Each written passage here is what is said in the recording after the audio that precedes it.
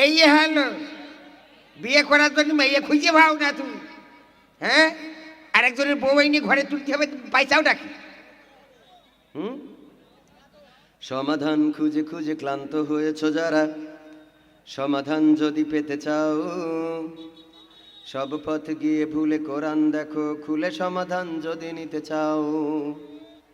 অশান্তি যত সব দূর করে দিবে রব, অশান্তি যত সব দূর করে দিবে রব, যদি তুমি যাও চেয়ে যাও। সমাধান সমাধান খুঁজে খুঁজে ক্লান্ত হয়েছ যারা, সমাধান যদি পেতে চাও, সব পথ গিয়ে ভুলে কোরআন দেখো খুলে, সমাধান যদি নিতে চাও। কোরআন ধরি না বলে, কোরআন পড়ি না বলে চারিদিকে হই লাঞ্ছিত, কোরআন জানি না বলে, কোরআন মানি না বলে সব অধিকার বঞ্চিত। কোরআন ধরি না বলে, কোরআন পড়ি না বলে চারিদিকে হই লাঞ্ছিত, কোরআন জানি না বলে, কোরআন মানি না বলে সব অধিকার বঞ্চিত। মরিচিকার পিছে না ঘুরে মিছে মিছে, মরিচিকার পিছে না ঘুরে মিছে মিছে, কোরআনটা খুলে দেখে নাও। সমাধান সমাধান খুঁজে খুঁজে ক্লান্ত হয়েছ যারা, সমাধান যদি পেতে চাও, সব পথ গিয়ে ভুলে কোরআন দেখো খুলে, সমাধান যদি নিতে চাও। কোরআনেই খুঁজে পাবে সংসার নীতি, আর কি হবে রাষ্ট্রের নীতি।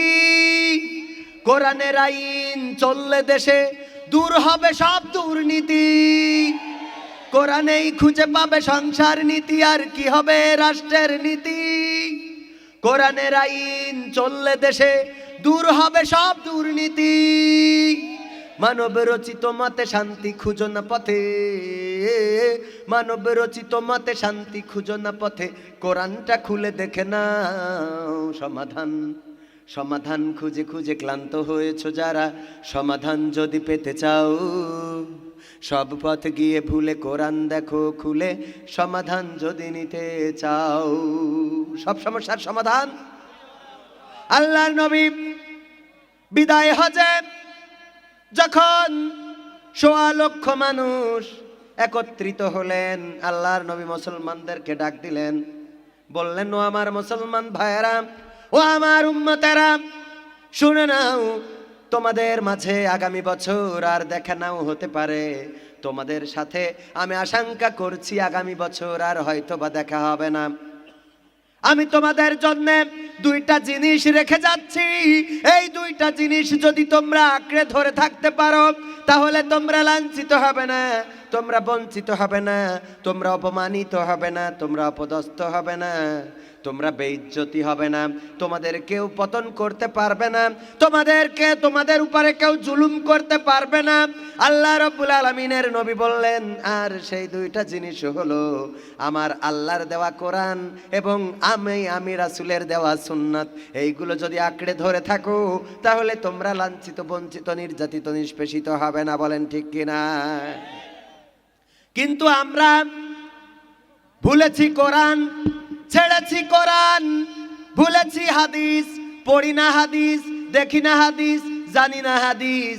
আমাদের কাজ হলো শুধু জিজ্ঞাসা করা, হুজুর এইটা কোরআনে আছে কিনা, হুজুর এইটা হাদিসে আছে কিনা, হুজুর এইটা কিতাবে আছে কিনা, হুজুর আমি বউ তালাক দিয়ে ফেলাইছি, বলেন দেখি কোন ফতোয়া আছে কিনা। ঠিক না? মালয়েশিয়ায় একবার ময়মনসিংহে বাড়ি আমাদের এক ফ্রেন্ড, ও গোলমাল করতে করতে ফোনে বোর তালাক দিয়েছে। বোর তালাক তো দিয়েছে, তালাকের সাথে একবার 14 গোষ্ঠীর তালাক দিয়ে ফেলাইছে। আমি তো মোটামুটি মালয়েশিয়ায় ছোটোখাটো হুজুর, কারণ ওইনে তো এরা আপনার মতো আল্লাহর ওলি পাওয়া যায় না, এত বড় দাড়িওয়ালা লোক কম।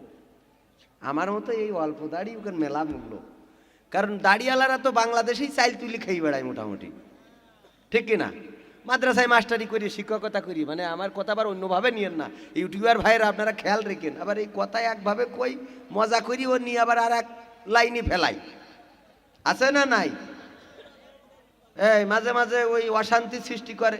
আমি ফোন কল করেছি ওই সেই নাসিরির বোর কাছে, এনে এই মানুষের একটা থাম্বল লাগাই দিয়েছে, আমার বউ কাছে যে এইটা কিটা তাই কও। বেকায়দা অবস্থা না? এইটা কিটা তাই কও। মালয়েশিয়ায় যারা আছে ছিল, অথবা আপনাদের যারা আছে জিজ্ঞেস করবেন, ওখানে কল দিলে যদি রিসিভ না করে, ফোন যদি কেউ রিসিভ না করে, ওখানে ওই মোবাইল কোম্পানির একটা মেয়ে মানুষ বসাইনো আছে কম্পিউটারে, ওই মেয়ে মানুষ রিসিভ করি কথা কয় হ্যালো, মানে ও অটোমেটিক রেকর্ডিং চাপানো আছে, সে কথা বলে। এটা যাদের মালয়েশিয়ায় ফ্রেন্ড আছে অথবা ছেলে আছে আত্মীয় আছে, কল দিলে বুঝবেন। এবং এটা ডিজি ওখানকার 016-এর যে নাম্বার, এই নাম্বারগুলোতে এই কাজটা বেশি হয়। কল দিলেন, রিসিভ করলো না, তো কম্পিউটার রিসিভ করে মেয়ে মানুষে কথা বলে। আমাদের পাবনার একজনের ওই বউ কল দিয়েছে, দেওয়ার পরে ওই মেয়ে মানুষ ফোন করি হ্যালো কই মালাই ভাষায় কিছু কথা বলিছে, ও মনে করিছে আমার বরতালি হয়ে গেছে, ওখানে ঝাড়ি দিয়েছে। এখন ও বারবার বলছে যে এ আমার দোষ না, কম্পিউটারের দোষ। কোনোভাবে বিশ্বাস করে না। আমার বলতেছে, তার নাম ছিল নবাব, বলছে কবির ভাই আপনি আমার একটু আমার বউটা একটু রাখার ব্যবস্থা করে দেন। কে কি হয়েছে? কচ্ছে ওই কম্পিউটারে রিসিভ করি মেয়ে মানসিক কথা কইছে, ও কয় এইটা তোমার ওখানকার বউ। তো কি করতে হবে? বলছে আপনি তো একটু হুজুর মানুষ, আপনি একটু বললি মনে হয় বিশ্বাস করবেন। হ্যাঁ, তো এই জন্যে ওখানে এই আমার মতো হুজুরদের মোটামুটি ভালো একটা চাহিদা আছে এই জায়গায়। এই কারণে হুজুর তো পাওয়া যায় না। হুজুর এই দেশে হুজুররা না খেয়েই মরে, বলেন? হুজুররা বাংলাদেশে না খেয়ে আছে, এরকম ঘটনা ঘটিছে। সবাই কোনো না কোনোভাবে স্বাবলম্বী। কেউ মাদ্রাসা পড়ায়, কেউ মক্তব পড়ায়, কেউ শিক্ষকতা করে, কেউ মাদ্রাসার প্রিন্সিপাল। সরকারি মাদ্রাসায় যারা আছে তারা তো বেশ ভালোই আছে, আর এমনি বেসরকারিতেও যারা আছে তারাও একেবারে মন্দ নেই, ঠিক কিনা? হুজুরদের অবস্থা যে কেমন সেটা বলছিলাম, পাঞ্জাবি বানাইতে যে টের পাইছি। পাঞ্জাবি বানানোর পরে আমি আমার ফ্রেন্ড বলতেছে গায়ে দিয়ে দেখ, দিন গায়ে দিয়ে পিছনে উপরে উঠে গেছে, সামনে ঝুল। কি ব্যাপার? পাঞ্জাবি সামনে ঝুল পিছনে উপরে উঠে গেছে, কে গোল করেননি, রাউন্ড করেননি? বলছে না, একটু উপরে পিছনে উঠে দিছি, সামনে ঝুলাই দিছি। কে জন্যে? তা বলছে ওই হুজুরগের যে ভুড়ির সাইজ, ওই সামনে একটু ঝুলাই দিলি ভুড়ি দিয়ে ওইটা কভার করি রাউন্ড করে দেয়। কত সুন্দর বুদ্ধি! হ্যাঁ, যে ভুড়িতে রাউন্ড করে দেয়। আহারে, হুজুররা কি এতই খায়? এত খায়? সব পাখিতে মাছ খায় আর মাছ রাঙার দোষ হয়, ঠিক কি না? শুধু মাছ রাঙা মাছ খায় না অন্য পাখিতেও খায়? একটু মাছের চাষ যারা করে ওরা জানে যে নেট দিয়ে মাছ রাঙা আর কটা ধরে, ছোট একটুকুন পাখি এই সে নাড়াচাড়া করে, একটা পুঁটি মাছ, একটা মাছ। কত বড় বড় বইল মাছ, শৈল মাছ খেয়ে ফেলাচ্ছে, ওদের কেউ কোনো কথা কয় না। হ্যাঁ, মাছ রাঙা খেয়েছে সব। তা আমাদের হুজুরগের অবস্থা তাই, কিছু হলি হ্যাঁ হুজুর হুজুর করি ফেলাই, হুজুর এই করিছে, হুজুর ওই করিছে। এখন বউ তালাক দিয়ে ফেলাইছে, মনে আছে তো? বউ তালাক দিয়ে ফেলাইছে। এখন আমার বলতেছে ভাই একটু তো ভুল করি ফেলাইছি, কি হয়েছে? তা আমি তো রাগের মাথায় এই না, আমি বউর তালাক দিয়ে ফেলাইছি। তাই আমি বললাম তো এখন